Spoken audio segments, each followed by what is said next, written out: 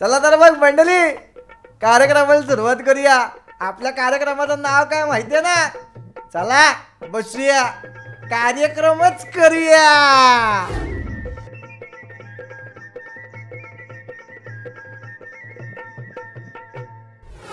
Sir पहिलं सगळ्यात पहिल्यांदा असं आहे की मला तुमच्या मामाचा नंबर पाहिजे होता. मामाचा? हा, कारण काय आहे की तुमच्या मामानं तुम्हाला मर्डरच्या केसमधनं बाहेर काढला होता. कायद्याचं बोलामध्ये काय माझ्या जाम केस आहेत. माझ्या एवढ्या केस आहेत की मला दर 10 दिवसांनी वॅक्सिंग करायला लागतं. मला असा माणूस पाहिजे की जो बाहेर निघेल, किंवा मला एखादी टीप अशी की काय बाबा काय करायला पाहिजे आपण.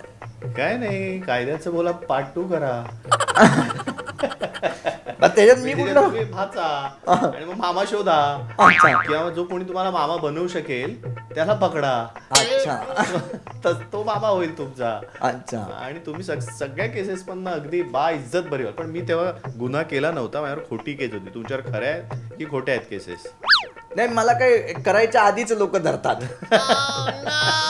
काय आहे म्हणजे थोडक्यात चेहऱ्यावर वाटतंय तुम्ही तसे काही खरे खुरे गुन्हेगार नाही.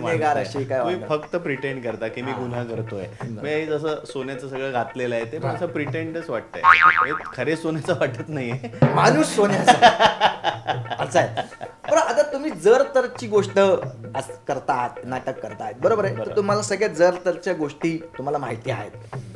तर जर आपण एखादा रोमॅन्टिक सीन करून आलो तर घरी जाऊन बायकोला कसं काय तुम्ही पटवता हे आम्हाला आता ऐकायचंय. काय जरतरची गोष्ट मध्ये बायकोच आहे बरोबर, त्यामुळे सध्या मी नाटकच करतो आहे. त्यामुळे जो काही रोमॅन्टिक सीन करतोय तो बायको बरोबरच करतो आहे. त्यामुळे घरी आल्यानंतर तीच असते परत, त्यामुळे तिला वेगळं काही सांगावं लागत नाही. त्यामुळे जर रोमॅन्टिक सीन केला तर असं काही होत नाही. आमची गोष्ट ही अनेक वर्षांची चालू आहे, त्यामुळे आमचं सगळं जरतर होऊन गेलेलं आहे. वा वा वा, म्हणजे थोडक्यात काय आहे की जर तुम्हाला असं काही करायचं असेल तर यांचं म्हणणं आहे की बायकोलाच घेऊन तिथे करा कसं आहे. आणि बायको प्रोड्युसर पण आहे, त्यामुळे कसं होऊन जातं की जर, पण आता ह्याच्यात एक असं आहे की जर बायको प्रोड्युसर असेल तर पेमेंट मिळतं का? हो, म्हणजे काय मिळतं ना, हक्काने घ्यावं लागतं. पण नंतर खर्च त्याच घरी होतं, त्यामुळे मुद्दा तो येत नाही. त्याच घरासाठी होतं खर्च. तो पण पाकिट आपण वाजवून घेतो, आपण काय सोडत नसतो. असं नसतं सोडायचं. बायको प्रोड्युसर असते म्हणून काय झालं. वा, बरोबर आहे, आपण पैसे घ्यायचे, पण बरोबर आहे, करेक्ट आहे. आणि अतिशय महत्वाचा प्रश्न की जास्तीत जास्त मुली आपल्या प्रेमात पडाव्यात किंवा आपल्या मागे लागायच्या याच्यासाठी काय करायला पाहिजे आपण, हे खरं तुम्ही आम्हाला सांगायला पाहिजे.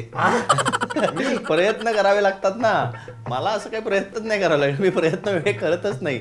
बायकोच अशी निवडली त्यामुळे प्रयत्न करण्याची हिंमतही करत नाही. त्यामुळे आपसूक जे काही व्हायचं ते होत असतं. त्यामुळे एक आपली बायको घरी आहे, तिच्याबरोबर काम करायला सुद्धा मी ह्याच इंडस्ट्रीतली आहे, तिच्याच बरोबर नाटक करतो आहे, तिच्याच बरोबर मालिका करतो आहे, तिच्याच बरोबर सिनेमा केला आहे, तिच्याच बरोबर एक वेब सिरीज सुद्धा केलेली आहे. आणि काय हवं आयुष्यात. वा वा वा वा, म्हणजे बायको अशी निवडा की तीच आपल्याला सगळीकडे घेऊन जाईल. वा वा वा, हे जबरदस्त, हे मला जाम आवडलेलं आहे. आणि एक शेवटचा प्रश्न जाता जाता, आता तुम्ही बऱ्यापैकी सगळ्या प्रश्नांची उत्तरं मला एकदम असं म्हणजे माझा रस्ताच एकदम मोकळा करून टाकलेला आहे. घरी आता तुम्ही दोघही जण म्हणजे फारच कमाल दिसताना असे दिसता, तर घरी तयार व्हायला वेळ सगळ्यात जास्त कोणाला लागतो? खरं सांगू का, दोघांनाही नाही लागत. नाही लागत, अजिबातच नाही लागत. ती पण माझ्यापेक्षा क्विक आहे.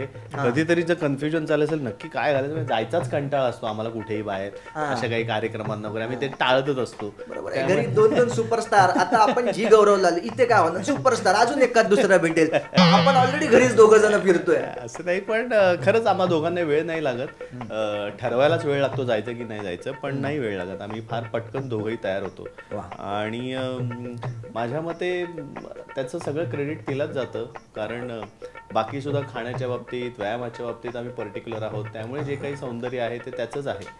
सो माझ्या मते आपण हसत राहावं, मजा करत राहावं, कुठल्याही गोष्टीचं फार टेन्शन घ्यायचं नाही. आयुष्य सुखकर होऊन जातं. थोडक्यात फू बाय फू करत राहावं.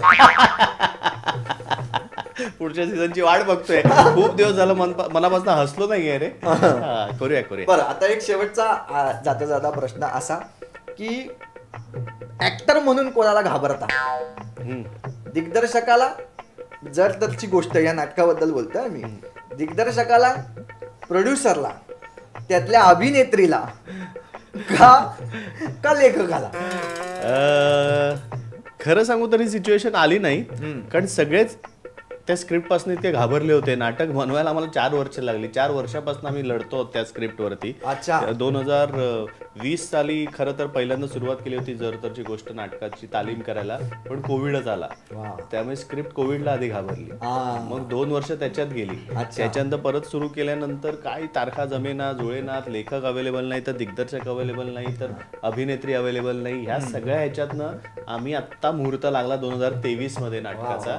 आणि ते नाटक आल्यानंतर इतके त्याच्यात बदल झाले होते की पहिला प्रयोग होईपर्यंत कोणालाच कळत नव्हतं की कोणी कोणाला घाबरायचं आहे, आपण करतोय ते बरोबर आहे की नाही. सो फक्त तोपर्यंत प्रेक्षकांना घाबरत होतो की बाबा प्रेक्षकांनी ते नीट नाटक हवं तसं घेऊ दे, मनापासून त्यांना आवडू दे.